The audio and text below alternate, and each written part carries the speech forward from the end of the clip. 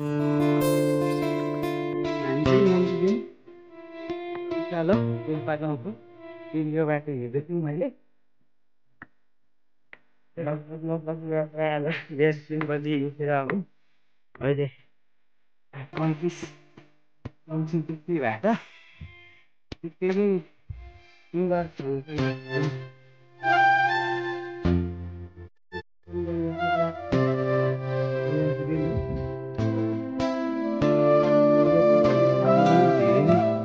प्रख्यात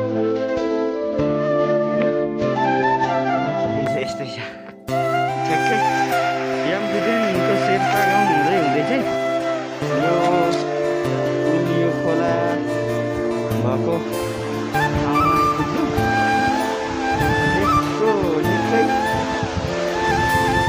राम्रो सफा पानी भएको ठुलै मानौँ ठाडो खोला रहेछ। टोलीहरू हिँडिरहेछन्। साँगो अलिकति जीर्ण अवस्थामा भएको रहेछ। यो के भयो रुखले लाग्नु कतै के भयो कि के भयो। ठिक छ अहिले चाहिँ हामी यो माझमा के भन्दो रहेछ यो ठाउँ चाहिँ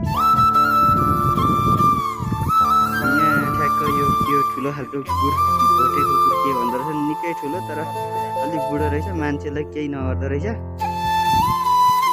हामी चाहिँ ठ्याक्क उ त्यो बिचको डाँडादेखि उता पर देखिँदै गरेको अर्को डाँडा देखियो बिहानै नै हाम्रो आजको यहाँको यस्तो जनावरहरू पनि देखियो।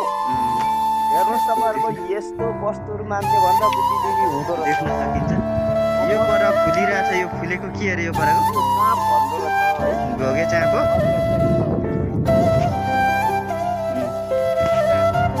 अब आजको हाम्रो डेस्टिनेसन भनेको माथि डाँडा नागेर उस्तै हो।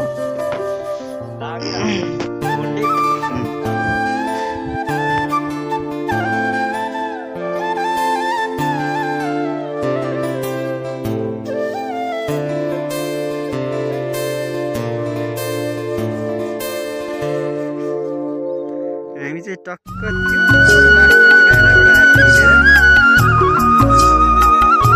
यहाँसम्म आइपुग्यो।